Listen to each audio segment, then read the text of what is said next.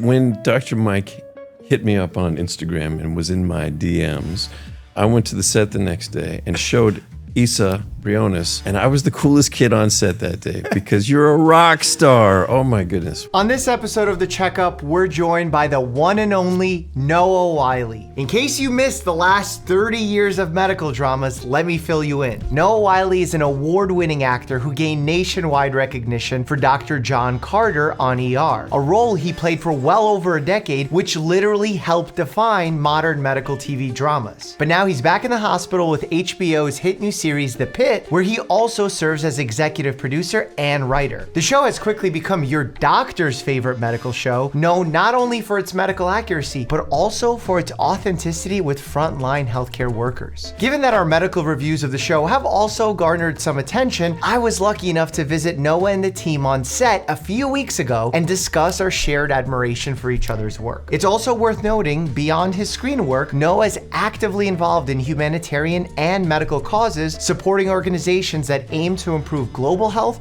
and the well-being of frontline healthcare workers. In this episode, we dive into a range of juicy topics, from his medical expertise as a Hollywood-trained doctor to what we can expect from season 2 of The Pitt. Cannot be more excited to welcome Noah Wyle to the Checkup podcast. Let's get started. Well, look, you've mastered the art of being a doctor on television. I mean, if we're being honest about it, you have more medical training than I do. During residency, you're spending 3 years in the hospital. I've been practicing for 10 years, but in terms of seasons, you have more years spent in a hospital than I do. What's that like? Yes. It's when I think about how that time could have been applied in a trajectory that actually would have landed me some sort of degree. It seems kind of pathetic how much time I've spent in hospitals and around doctors and how little I actually know. But yes, it's gratifying. It's also incredibly ironic given my academic record. Were you not a good student? I was, it's funny. Recently, we had our 9-year-old tested because she's had some issues in math, and we were wondering if there were some cognitive things. And it came back that she was very mildly ADHD. And as the doctor was describing her findings from the test to us on a Zoom, my wife and I, about 10 minutes in, I noticed that my wife and I were getting really jittery and and just sort of antsy. Yeah. And I realized, oh my goodness, I think I'm self-diagnosing myself at the age of 54. Somebody's got mild ADHD. And when I reverse engineer that back at being in school, it just tracks that if I had any interest in it, then I had the ability to deep dive focus on it like a laser beam. And if I didn't, then getting me to pay attention was just like pulling teeth. So yes, my math and science were difficult struggles for me. I appreciate them. I'm more interested in them now than then. But yeah. What changed that you've become more interested? I think I stopped looking at things in a linear way and started looking at systems and started looking at things and how there's cross-pollination and interconnectedness and all these different things. Somebody would, you take a drama class and they talk about the mathematics in a poem, and you're like, what, mathematics in a poem? And suddenly they unlock math for me in a different way, Or I want to learn more about aviation, so suddenly physics doesn't intimidate me anymore because it's a goal to get to understanding the mechanics of flight, right? Yeah. So it had to align with something I was actually interested in. Well, isn't that just a description of why our education system perhaps isn't the best?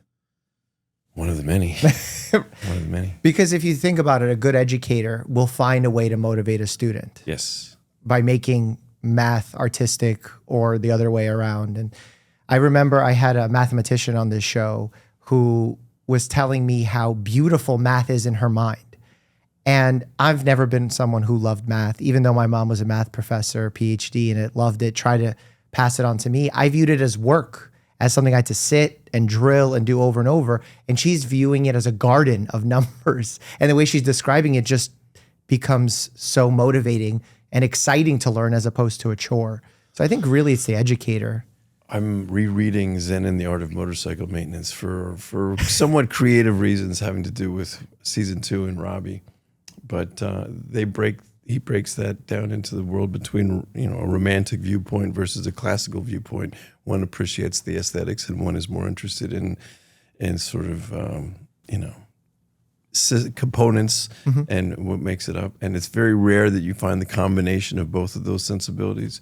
That's what I've been trying to figure out for myself, is how to combine those. Is that because you see how medicine is as much science as it is an art? Yeah, absolutely. Yeah. Absolutely. People miss that a lot. And I think that's a big reason for why misinformation is so prevalent on social media. Because in order to practice good medicine, you need to be able to hedge your bet every time, which makes you look a bit uncertain. If you come in with abdominal pain, I say, well, it might be appendicitis, but it also might be these 3 other things. I'm being a good doctor because I'm telling you the truth. I can't with 100% certainty tell you what's going on. And then even treatment-wise, I can tell you what is the first line of treatment, but then also if it doesn't work, what's the second, third, fourth, and fifth. So again, we're hedging. Whereas a lot of these influencers on social media, people on television who've done snake oil stuff, they come in, they say, you have headaches? You're not consuming enough pink Himalayan sea salt. That's the problem. So you look at it and you're like, wow, one seems way more confident than the other who's constantly hedging his bet. But in reality, that hedge is way more honest. Well, they go even farther to say, doctors will tell you. Yeah, doctors didn't tell you it's because of the pink Himalayan But they don't want you to know. Yeah, exactly. Big Pharma doesn't want you to know. Yeah. Have you ever fallen victim to any misinformation that you've seen? Where you're like on a show and then you learn something? Do you know how many ab exercisers I've purchased in my life? I have fast abs, like one of those. I have a whole room in my house that's just dedicated to, it's like a museum to every ab device ever invented. Rollers and wheels and electrostimulations and oh my God, I'm such a sucker. That was your. If there's a quick way to good abs, man, I'm on it. Well, they say abs are made in the kitchen. Is that right? Yeah. I make a lot of abs. So maybe the room where you chose to build the abs was the wrong room. Wrong room. Why abs? Why was that always a goal for you? Or was it a role that you were? It was just the you know. We all have our body dysmorphia. That's Sure. the one area of the body that I'm like, fair. Genetically, You would doesn't seem like wily men ever got them. Okay. And then I have a son who's 22 and a bit of an Adonis, and completely dispelled the theory that wily men can't put on dense muscle. Okay. There you go. So you just didn't have the right tool. Yeah. You got to ask him what or tool motivation, perhaps, or discipline. That's fair. Well, look, you were talking about almost downplaying the idea that instead of going to medical school or getting a proper education, you chose this path. But you've actually done a tremendous service to medical providers, potential medical providers, people who ended up in the field because of you. I know you tell stories frequently of folks coming up to you. How does that happen? How does someone watch ER, the Pitt, and then change their life trajectory on it? How does that feel for you? It's pretty heady, you know, and very, very flattering and gratifying. It was most profoundly felt for me during the pandemic when I was receiving a lot of mail from first responders who were just saying, you know, everything from we could really use Carter out here to, you know, thanks for getting me into this or keeping me inspired while I'm going through it. And I felt really gratified and also so useless, so skillless at that moment to really be able to help in any meaningful way. That was the catalyst for wanting to explore a show around what was happening in healthcare again. And I reached out to John Wells and said, you know, maybe we should get into this again. And that's where the Pitt kind of came from, was feeling like I wanted to be contemporary and relevant in these practitioners' lives with what they were going through now and not just be anecdotal to what they did in the 90s. And so that's what we ended up doing. But to answer your question even more specifically, like it's amazing. It's amazing to think that you've done something with your life that inspired someone to go into a service industry where they may have had a hand in saving countless lives. You're again discrediting yourself. It's pretty cool. Yeah, I mean, the amount of people who use ER as the reason why they went into medicine is huge. And I'm not talking about this from a philosophical standpoint. I interview residents for our residency program, and it's referenced so often. And now that conversation is shifting to the Pitt with med students being excited about it. I speak very frequently at colleges, medical associations, and the Pitt comes up almost every time. Out of necessity, we needed to have another show to inspire a new generation to go into these fields. Now tell me, why did it go to the Pitt versus ERV2? Well, originally that was the delivery system we thought would be easiest to employ. And then we got into a little bit of a rights debacle with the Crichton camp, and it became a non-starter. And then, while we were licking our wounds and kind of doing a postmortem on where it went wrong, we actually found that it was probably better that it didn't come as an ER reboot, because it would have had so much attendant narrative baggage, Right. so many Easter eggs you'd want to pay off for fans and who's going to come back, that it would have, I think, muddied the waters of the message we were trying to say about what's going on right now. This allowed us Start fresh, to clean take slate. the same Trojan horse, but put a whole new cast of characters inside of me, and then, start fresh. What I liked about the character of John Carter is I related to him to some degree. He came in happy-go-lucky, maybe not the sharpest doctor as an intern, and then really had a turnaround where there was a skill set learned. There was a person who was very capable at their job. Did you realize that would happen with his character arc, or was that something that developed organically? Well, you never have a crystal ball on how long shows are going to run for, and there was no guarantee the ER was going to get past the pilot. But I did recognize in the pilot script that where all the other doctors were proficient second, third, fourth years, I was the med student. So the arc ahead of me would have been the largest if the show continued. And then because I was the stumbling, bumbling medical student and somewhat the comic relief, that character's maturation and embracing of his own manhood, his own skill set as a physician, and in his particular case, his own blue-blooded upbringing, which he was sort of living in both guilt and denial about, all kind of paced out beautifully over 15 long years, and afforded me an opportunity to play a character in a way that very few actors are ever given a chance to, which is to basically grow up inside of it. Yeah, that's 12 seasons because you took some time off. I did the for first your 11 child, right? seasons, a few episodes of the 12th, and then took 13th and 14th off and came back and did sort of half or eight episodes in the 15th season. I mean, you sort of know what a doctor is going through because that wasn't filmed in Los Angeles, right? The ER was filmed in LA. Oh, it was? Yeah, we filmed at Warner Brothers, the same studio where we're shooting The Pitt. I can see the soundstage where we filmed ER from where we work.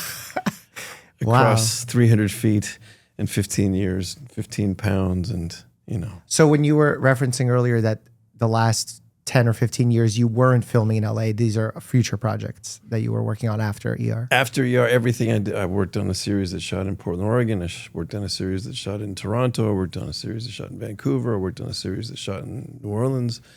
And then So when the odd idea jobs. of the Pitt came about, were you like, please film it here, not Yes, in well, the Pittsburgh? benefit of working with John Wells and Scott Gemmell is we're all old men who are getting sort of fussy about not wanting to be away from home much. So that was the first flag we planted, was let's plant it in LA.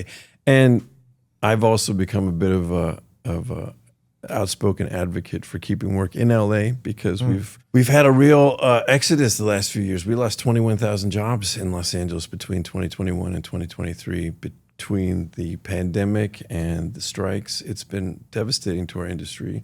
And then these latest fires were even more crippling because a lot of the people that lost homes were people that have been working in our industry for generations. So I've become part of a grassroots campaign called Stay in LA that's trying to get both the tax credit lifted for production in California and to ask studios and streamers to allocate a little bit more of their budgets to keeping work in the epicenter of where it all started. Wow. So you're advocating not just for doctors, but also I'm advocating for everybody. for everyone. I'm actually going to D.C. at the end of next week with the nurses union to speak to a couple members on the Hill about a few pieces of legislation aimed at both equal pay and workplace protection. Which is important given the fact that healthcare abuse is so underreported. sometimes completely neglected, and there is no policy on the books of mandatory sentences. It's a federal crime to assault a Bus driver, bus MTA driver. worker. Yeah. The idea that you can assault a practitioner, frontline worker without penalties is egregious, and the incidents are, I'm sure you know, they're happening more and more frequently as a byproduct of patients waiting longer and longer and coming in sicker, as a byproduct of overcrowding, and the whole thing is systemic. But at the end of the day, it's the people that are taking care of us that are getting hurt. Yeah. What difference in your life from taking care of your own health have you changed in playing these roles as a doctor for so long? Like any doctor, I don't think about my own health at all. We're immortal, aren't we, Mike? Yeah. Well, I love that ironically, we're almost both Dr. Mike. Yeah. So yeah, that makes sense. It's like two Dr. Mikes. In our white sneakers and our crossed legs, doppelganging each other. But doctors are the worst hypocrites. Yes. And I think it's partially for dark reasons. The fact that we've seen so much that our tolerance of what bad is so much more broad than the person who, oh no, my stomach hurts. Is it something terrible? Whereas we've seen someone's just bowels come out and we say, oh, well, that's fixable. I also think, and this is speculation because again, I'm not a real doctor, but you have to compartmentalize to such a degree. True. That I find the same thing's true when doctors, misdiagnose their own children frequently. Mm-hmm. And there's ethical rules about not treating somebody that you have an emotional relationship with for that reason. I think that bleeds compartments for physicians. When you take that focus that's always outward gazing and apply it inward in any way, it throws the calibration off a little bit. So I think you could say it's darkness, but I think it has more to do with self-protection. You know, once you open that door a little bit to your own vulnerability and admit that you have the same potential to fall prey to everything that you're treating, it's sort of slippery slope. I think there's a stage in medical school that, from what I've read, that people go through this hypochondriatic stage. Exactly. It flips. Where suddenly you get this education and you realize, holy shit, all this could happen to me. I think I have all of this all the time. And then you kind of have to tamp that down and put it in its proper perspective, right? Does that happen with acting as well? Yes, I think it's sort of, like chess playing. When you learn how to play something that is infinitely complex, the more you realize the variables you'll never learn, the more you get humbled by the prospect of the education. I think that's true with acting, that you learn mechanics and then that just frees you to learn how much more there is to play with, right? Right. It's frequently the line that folks say about the smartest people in the room are not who know the most, but who have the best questions. I try to preach that to my kids all the time. Just be curious. Yeah. Just be curious and all the doors were open. Yeah. Was that your strategy for your success? I think I've been really sort of mercurial in the way that I get turned on by all sorts of different things, and because of that, and occasionally I'll find a reason to draw from it. Writing has become a really significant part of my life, and writing on the Pitt was one of the great achievements I've had so far.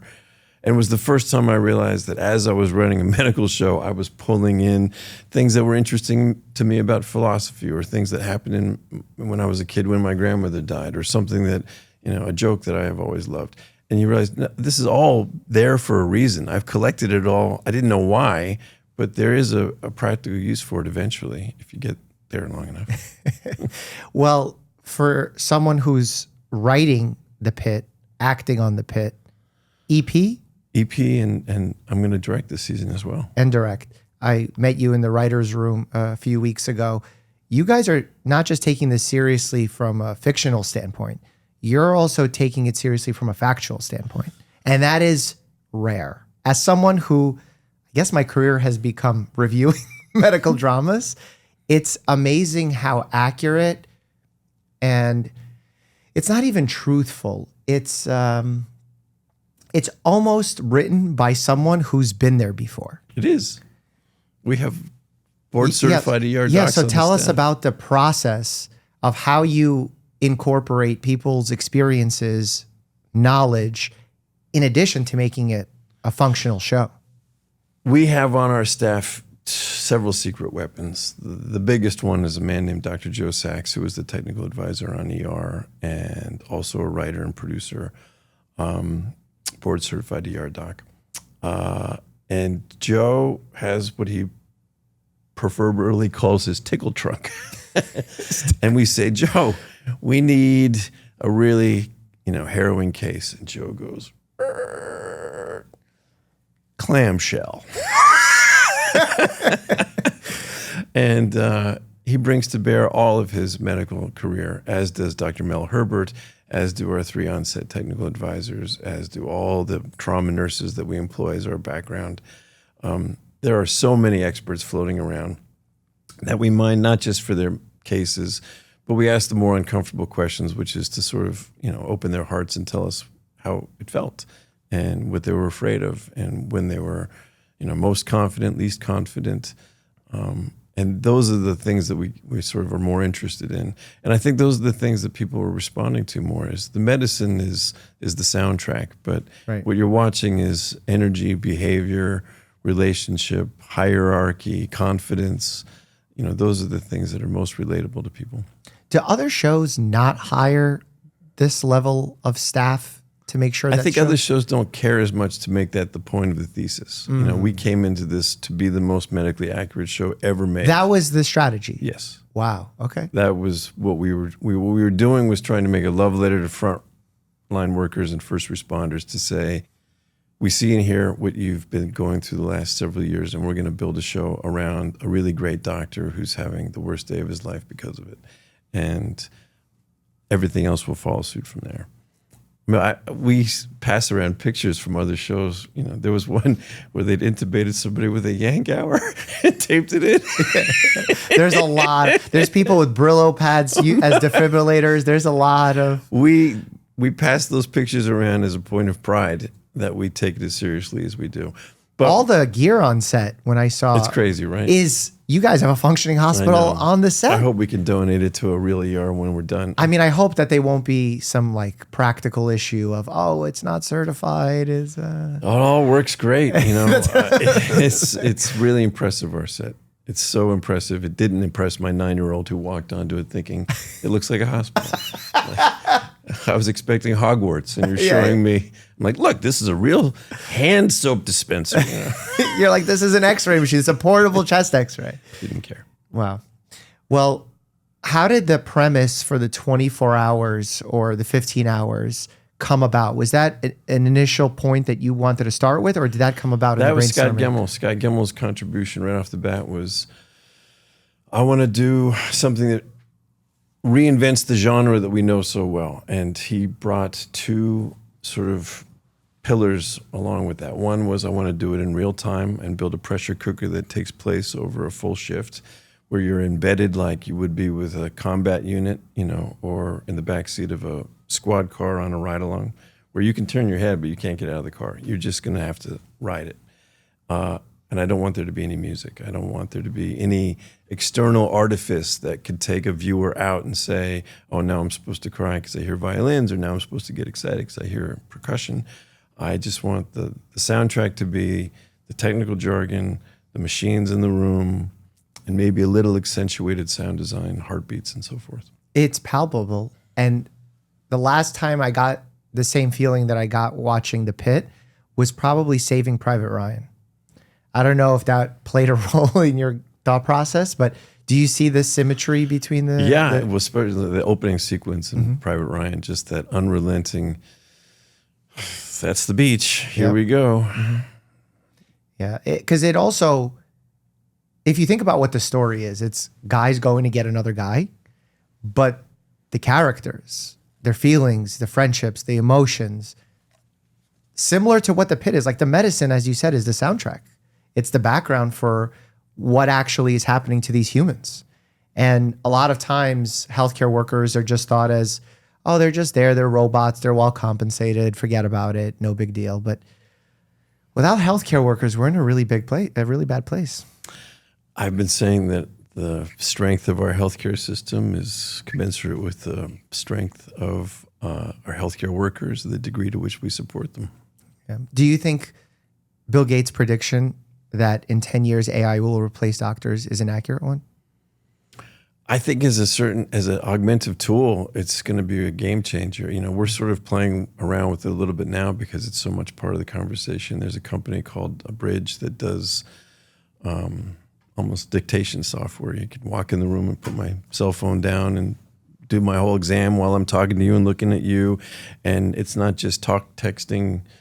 It's putting it into the format of the chart that we use in the department of the hospital that we happen to be sitting in while I'm doing the exam, which allows us to have much more one-to-one contact. It takes all the typing out of your day of having to chart, and you just have to check it for inaccuracies. You have to just make sure that you have to make sure the AI is not being AI. Yeah, that there's no hallucinations, that you're not giving Zofran instead of Zoloft or whatever. Right. And that's the part that is still a little wonky. Is you can have a 99.9% accuracy rate, but that 1% or the 10th of a percentage point is still important.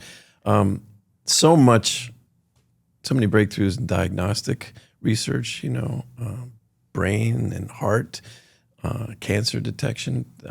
We keep talking to experts that say we're right on the precipice of incredible breakthroughs. That said, I do think you lose something from not having human-to-human contact. I think humans need to have human-to-human contact. I think there's something quantifiable about person-to-person care that you lose when you outsource it to anything technological. Well, that's just my opinion. Yeah, I think analog manual is going to have a resurgence in the AI world. Are we going to have, they have GMO-free labels on food, AI-free productions and AI-free movies? Well, I was sort of positing that during the writer's strike while we were all marching around trying to think about what the industry was going to look like. I started thinking, as they were predicting more and more AI-generated programming, there's going to be a resurgence in live theater, that people are going to start craving a temporal, live, human, emotional experience that only exists in this room at this moment and is totally analog, that these things tend to rise in correlation with each other, I hope. Well, I also believe that you have a little bit of a bias there. You're quite a collector, as I've heard, of some unique artifacts. Indeed. What's some fun artifacts that you've collected over the years? Collecting is such a kind word. Hoarding is the one that's thrown at me Well, I try most not often. to make a medical diagnosis. Self-diagnosed. Yeah. But I have a big enough house that you can't really tell how bad the problem is. Okay, good. But my wife, basically, every time I bring something new in, she goes, that would look great in your office, which my office is now starting to look a lot like Russell Crowe's shack in A Beautiful Mind. I collect everything, It's a form of therapy for me to identify something that interests me, and then I'm sort of a tactile guy, so I like to, if I get interested in 19th century walking canes, I need to have them all. And memorabilia from shows? I keep a lot of memorabilia from shows I've worked on. I grew up in LA as a big movie buff, big Hollywood buff, so I have a lot of film and television memorabilia. I've collected medical apparatuses. I've got a beautiful salesman case full of glass eyeballs from the 1800s. I've got an early wooden prosthetic hand that articulates all the different joints. I've got all sorts of weird shit. In thinking about the Pitt and how accurate it is, I actually want to show you a photo. So you have a great relationship. I know you're Robbie, but I'm going to call you Dr. Mike. Okay. As Dr. Mike and your charge nurse. You're going to laugh. This is out of the ICU, out of Overlook Medical Center, where I did my residency training. That's my charge nurse. It's Robbie and Dana. Isn't that nuts? Although it looks more like Carter and Dana. Yeah. Yeah, the age, right? Yeah, and the scrubs and the coat. But it's funny how accurate, this is... Didn't Catherine Lanassa just nail it? Nail it. I mean, the personalities are exactly the same. She is such a wonderful actress, and she did such incredible, detailed research. And she hung out with a woman named Kathy Griffin, who's been a charge nurse at SC County forever, and is a bit of a legend in her own right. And Catherine just got it down. Yeah. You also, to make it more accurate, bring in subject matter experts per episode. What's the goal of doing that? And What experience have you had there? It ranges. Sometimes you want to, honor the city that the show is depicted in, Pittsburgh. Pittsburgh has got a great medical history, Dr. Safer, and father of CPR. But it also is where the EMS service started. The Freedom House Ambulance Service is a great story to tell. And in researching Pittsburgh, you come across something like that, and it's just like, this is great. It's educational, it's relevant, it's dramatic, thematic, and so that's one way you do it. The other way is you want to have a bit of a crystal ball because these shows aren't going to air for a year. Right. So we kind of need the experts to tell us, look around the corner for us and tell us what you're most afraid of, what you most want to see on TV. Guide us from your expertise. So in a lot of ways, we could get a relevant storyline like our measles storyline towards the end of the season seem prophetic because we were talking to vaccination experts who were looking at trending rates and saying, you're going to see this, this, or this in the next year. And we got lucky by choosing measles or neurocystic sarcosis. Like we had no idea that was going to suddenly become a thing. But occasionally you can get lucky. They also tell you about things that aren't being spoken about in media or perhaps in medical dramas. And I feel like that's a big component because you're talking about subjects that are taboo where people need to hear them. And what I like about the Pitt is that it takes entertainment, but then it adds that value, that substance that has largely been missing from entertainment. At one point, ER was like the primary source of healthcare for most Americans. Huge. I labeled it as the #1 most accurate show before the Pitt. And we took that very seriously. So if we said it, it was pretty much verifiably accurate.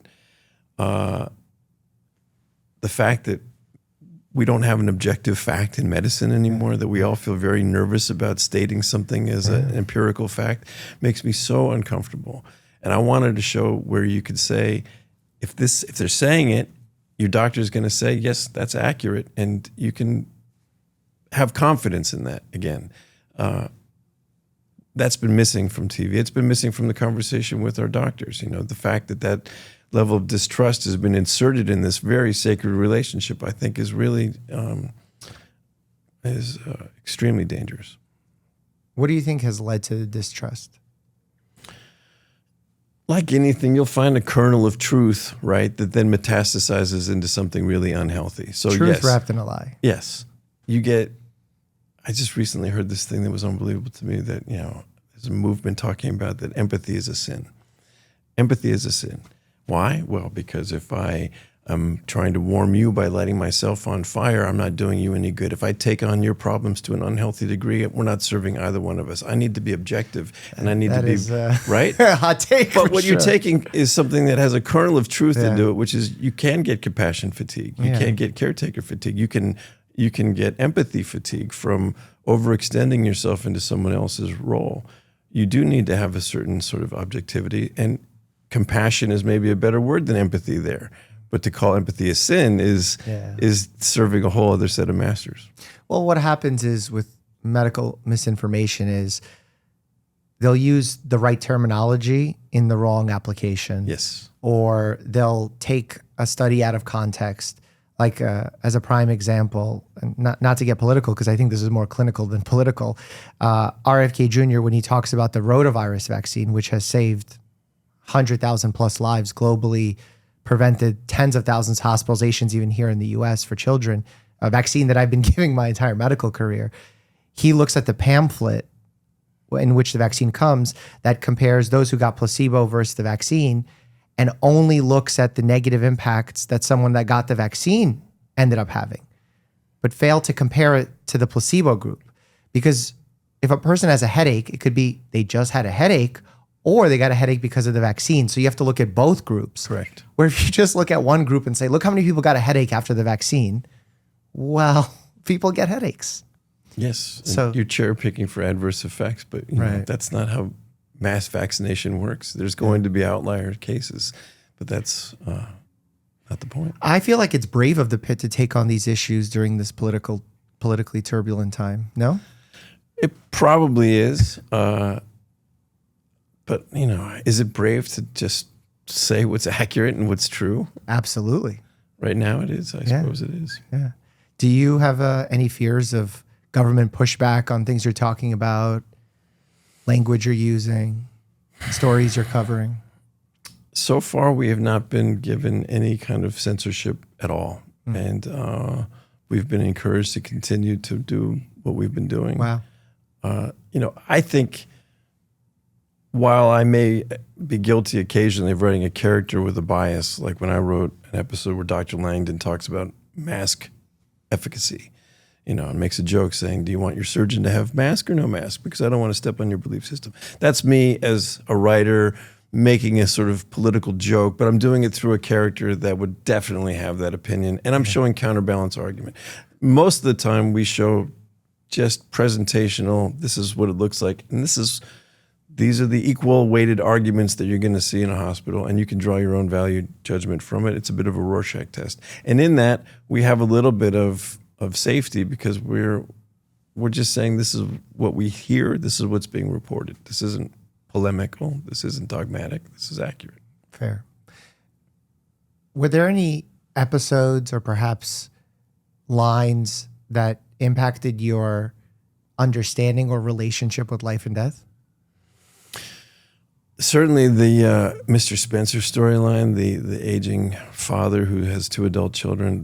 Episode 4 was the first one I wrote, and I was so lucky to land on that one because I really loved being able to talk about the Ho'oponopono, 4 things that matter most, sort of end-of-life ritual. And as we were researching that and as I was writing it, it took on personal relevance because I was thinking a lot about how my grandfather died and how my mother and my uncle attended his death. And those last few minutes that they witnessed, my mother shared with me, and I verbatim wrote them into the script.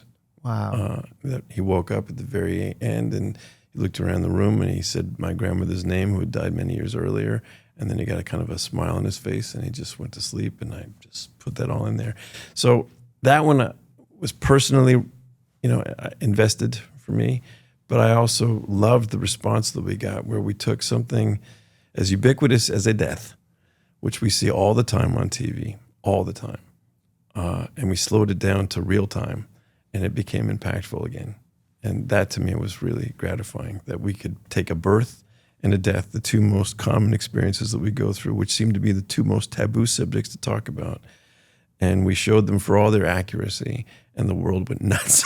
I find that amazing, ironic, and gratifying that we got away with it. Yeah, it's absolutely beautiful. What do we expect for season 2?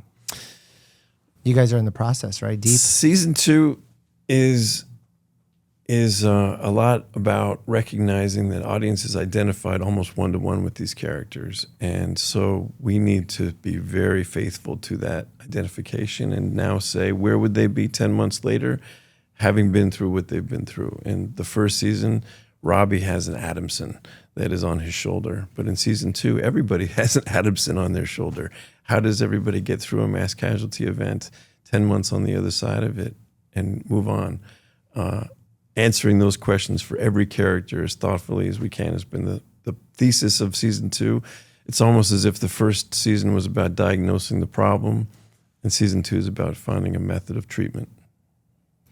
Will there be a continuation of the mental health focus that's been so prevalent on the show? Yeah, particularly through my character. Robbie's recognition that he has an issue is undeniable after season 1. I think he goes home after that shift and can't lie to himself anymore that he's fine. So then he's got to be a bit of a leader in advocating for some mental health, but whether he takes it on himself will be an interesting journey. As we were discussing earlier, physicians don't make the best patients, and I really find that interesting. So I find that's going to be a big part of this is the doctor knows that he's sick, but will he get the help? Based on that premise, I'm sure you've had outreach, but you are very vocal in supporting medical institutions. You're working with the Nurses Association. What do they tell you based on these characters? What feedback have you gotten directly? Pretty uniformly that we're hitting the nail on the head, especially when it comes to things like burnout and when it comes to things like moral injury. You know, the idea that you could go to work every day with the best of intentions and have all of your skills and all of your intentions still not matter in making a difference, and having the tide be unending, and going home every day feeling like you barely move the needle at all for reasons that aren't your fault is, you know, I think so. That's what's out there. We had an evening the other night with UCLA resident second years where we kind of have some dinner and we have some drinks and we say, tell us your stories. You know, and usually those nights are fun. These R2s were a different, they're going through a different thing right now. Yeah. And the conversation started off being like, I hate urology, or I hate it when my attending won't sign off on my treatment course, or I hated this and I hated that. And then this one R2 goes, can I just say that I think that this is part of the problem? We're all pointing at each other as if our interdepartmental issues are the problem or our individuals are the problem. We're trying to make sense of something that's a systemic failure, and we're pointing fingers at each other. Can we at least acknowledge that is not helpful? And it changed the whole tone of the conversation, right? Because then everybody realized that they spend so much of their day out of necessity trying to assign blame for the things that they're feeling, and blame is always misdirected. Right? It's human, right? Yeah. To constantly do that. The system is absolutely broken. I mean, I try and function as best as I can within the system, but just yesterday I had a guest on the podcast, a breast reconstructive surgeon who is currently in the midst of a legal battle with one of the large healthcare insurers, because in the midst of her performing a surgery, she was called out of the surgery to answer a call about an insurance authorization for the stay for that surgery. And I just don't know if we're getting to that point. Where's bottom? Yeah, I agree. Well, going back to the conversation about AI, like when you're going to get denied a procedure, or denied coverage, or denied care based on an algorithm without being, really looked at by a human being, I think that's It's scary. When you look at the majority of denials, or don't remember the percentages offhand, a lot of them are based on administrative issues, coding issues, or what they call other. And they're not really because of improper medical necessity or fraud. It's just an issue with the system. And to me, if you're an insurer and you're doing that, you're turning the knob at where that happens, where the line of that is. And it's in your best interest because you're a financial company at the heart of it all. You're not a healthcare company. So your responsibility is to your shareholders, not to patients. And when you're turning that knob in the wrong direction, it really messes up the balance of healthcare, where it's perfectly exemplified by your administrator who's constantly putting pressure on you to improve patient wait times and quotas. And then, I mean, I may be out of my depth here, but ironically, the other side of it is that you make more money off the admit and get them upstairs and do as many tests as possible. So you're denying patients on one side of the scale, and you're overcharging and over-testing on the other. Well, that's one of the interesting things I talk about on the show that people miss. In the United States, we have two sides of the coin with bad healthcare. It's understandable to most that if you don't have good access because you're poor, you don't have money to pay for your meds, you will have bad healthcare outcomes. That makes sense to people. But what they miss is that there's also a VIP spectrum that is also getting bad healthcare by overdoing it. Yep. Over testing, over supplementing, over medicating, demanding when they have a virus at their doctor's office to get antibiotics. Michael Jackson is a prime example of that. So these issues all require a balance, and our healthcare system financially requires a balance. We don't want to destroy the industry where there's no more insurers to cover us. But at the same time, we need to make sure that patients are appropriately taken care of. And I feel like that balance is so sorely missing. Oh, especially in the climate of these Medicaid cuts that we might be looking at. Right. But a lot of people don't know that Medicaid at the state level is what funds all ongoing care. Whether it's your child in an assisted living facility or your parent in an aged home, these things are often supplemented by Medicaid. And if you make those cuts, we're going to be seeing some unbelievably draconian outcomes. Yeah. I mean, we're seeing the cuts to NIH with, in Dallas last week, 50 vaccine clinics closed, dozens more across the country. And if we have dropping vaccination rates, we have spiking infectious disease rates. And it's happening because of people driving vaccine hesitancy or full-on misinformation creating anti-vaxxers. I don't know, like besides doing it on large scale on social media and on a television show, what else can we do? I don't know. We're doing our part. I love that you're still connected to your characters very much. Most that play a role like John Carter get tired of that association. In fact, we invited Hugh Laurie to our show because a lot of folks like when we do House MD React. Sure. And his staff was like, oh, this is a good fit. We're going to reach out to him and see what he thinks. I'm going to read you quote unquote what he said. He is not interested in opportunities like this. Frankly, doesn't care about the audience or reliving the show. That's so baller. It's just such a direct and honest So baller. reply. Like, not that he won't do your show. It just, he doesn't want to be House MD ever again. I'm a Gemini middle child pleaser. I'll answer any question you ask me. But you do care about the audience. In fact, it's driven you to do this new show and continue season 2 and continue crushing it, representing for us. I care about certain audiences. Okay. And that healthcare audience falls into that mix? This was scripted as a love letter to first responders and frontline workers to say, you know, we recognize what you guys have been going through. And then being embraced by that community and getting the gold seal of approval started the conversation to the rest of the audiences that this is a show to watch. So you guys were the ones we cared about the most in the beginning. And then it's, I've never been interested much in fame. So reach and impact are much more interesting to me than celebrity. So in order to have reach and impact, you have to have a dialogue and you have to be willing to sort of open up enough of yourself to feel like, you know, you're honest. Yeah. But with fame, you can have impact. Yes, you can. Yeah. I mean, you had a tremendous impact on me, and I know most tell you that they've gone into medicine perhaps because of John Carter or now the Pitt. But for me, you actually encouraged my venture into healthcare, but it wasn't from either of those two characters. It was from the lovely character you played on Friends. What? Stop it. You would think I'm blowing smoke right now, but this is on camera, documented 5 years ago. I said this. Really? Yeah. Because you're like, So- I want to be a doctor so I can go out with Rachel. You think that's sick? That's why. why.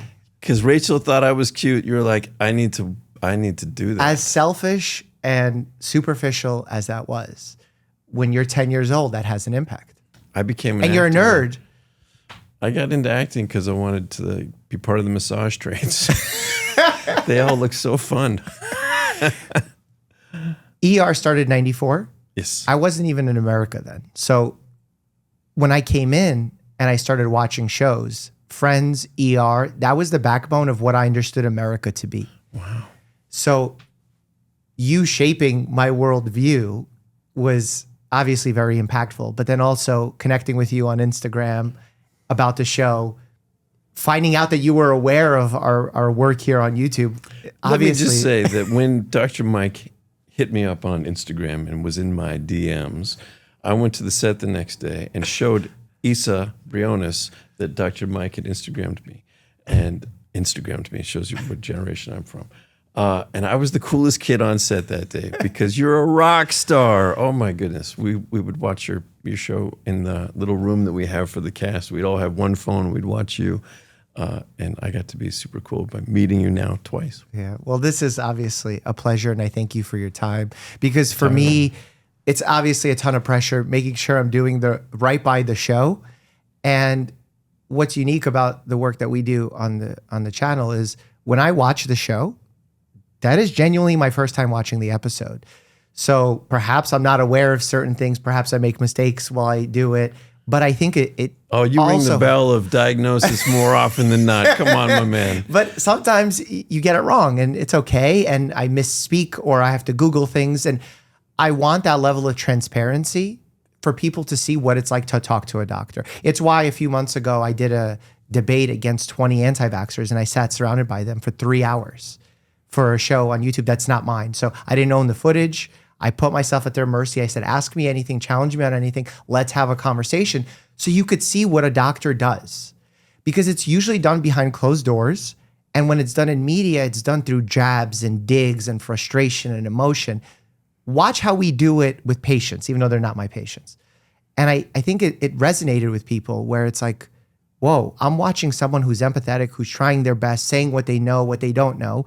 And then I'm watching someone yelling at them with anger because they've experienced something. Were those 20 anti-vaxxers coming at their opinion from a uniform source, or were they were just cast as people who wanted to question a doctor about vaccines? You don't know how they came at their ideology? Well, some of them talked about personal situations. One was a pediatric hematology oncology nurse and was very frustrated at how the COVID-19 pandemic was handled by our government, how certain things were miscommunicated and led to her distrust to some degree.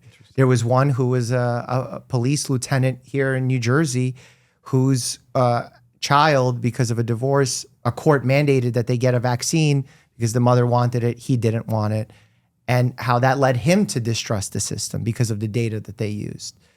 Some full-on conspiracy theorists believing that I've been brainwashed by the John Rockefeller system of healthcare. I'm much more interested in where the root of people's ideas come from. Same. That's the only place you can unravel the knot, right? It's like, where did you hear that? What makes you feel that way? And what are you afraid of? So I approached every conversation that I had in those 3 hours in that same way. But then I was surprised. There were a couple of people where it really didn't matter what I was saying. And I had to ask outright, is there anything I could say that will open up your mind or change your mind? They said no, because I actually read and study. And at that point... Well, not to speak disparagingly about anybody, but I think it's really hard for people to walk back a strongly held opinion, especially if it has consequences that you would have to own. Like maybe people died as a result of you advocating for a certain point of view. To have to own that may have been a mistake is maybe the hardest thing you could possibly do. So I have compassion for how dug in people are. I just hope we can all talk again soon. Yeah, that's the hope, because I think that I'm optimistic. Maybe not healthy optimistic, because it's a little wild. But in the same way to how we started the conversation, I think this is a great bow tie. We started with talking about how a good educator will get someone excited no matter their limitations or frustrations.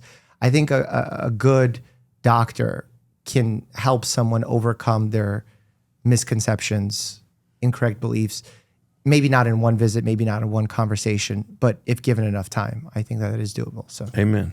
So, well, thank you for your time, Noah. I very appreciate you coming over. It's so awesome. It's my pleasure. Thank you. I actually reacted to the pilot episode of ER. That's 1994, a year before I was in America. Click here and check that out. And as always, stay happy and healthy.